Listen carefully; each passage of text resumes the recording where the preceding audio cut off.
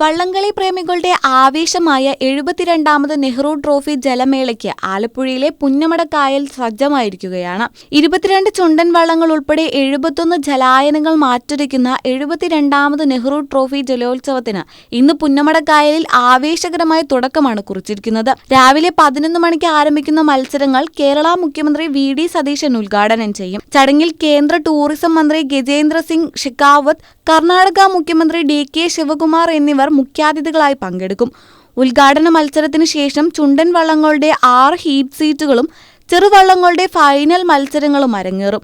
നിലവിലെ ചാമ്പ്യന്മാരായ village boat club 1ാം ഹീറ്റിൽ 1ാം ട്രാക്കിൽ ഇറങ്ങുമ്പോൾ പോയ വർഷം നഷ്ടമായ കിരീടം തിരിച്ചുപിടിക്കാൻ മുൻ ചാമ്പ്യന്മാരായ പള്ളാത്തുരുത്തി ബോട്ട് ക്ലബ്ബ് കടുത്ത പോരാട്ടത്തിനൊരുങ്ങുന്നു. കൂടാതെ കൈനഗിരിയിൽ നിന്നുള്ള പുതിയ ടീമായ UBC ഫാൻസ് ക്ലബ്ബും ഇത്തവണ കായലിൽ ആവേശം വിതറാനെത്തും. ജലോത്സവം പ്രമാണിച്ച് ആലപ്പുഴ ജില്ലയിലെ എല്ലാ സർക്കാർ ഓഫീസുകൾക്കും വിദ്യാഭ്യാസ സ്ഥാപനങ്ങൾക്കും ഇന്ന് പ്രാദേശിക അവധി പ്രഖ്യാപിച്ചിട്ടുണ്ടെങ്കിലും പൊതുപരീക്ഷകൾക്ക് മാറ്റമുണ്ടാകില്ല. സുരക്ഷയുടെ ഭാഗമായി കായലിൽ സ്പീഡ് ബോട്ടുകൾക്കും ഡ്രോണുകൾക്കും കർശന നിയന്ത്രണം ഏർപ്പെടുത്തിയിട്ടുണ്ട്.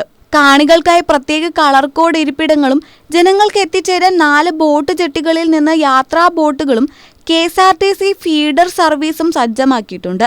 എറണാകുളം, കൊല്ലം, ചങ്ങനാശ്ശേരി ഭാഗങ്ങളിൽ നിന്ന് വരുന്ന വാഹനങ്ങൾക്കായി പ്രത്യേക പാർക്കിംഗ് സൗകര്യങ്ങളും റൂട്ട് നിയന്ത്രണങ്ങളും പോലീസ് ഏർപ്പെടുത്തിയിട്ടുണ്ട്.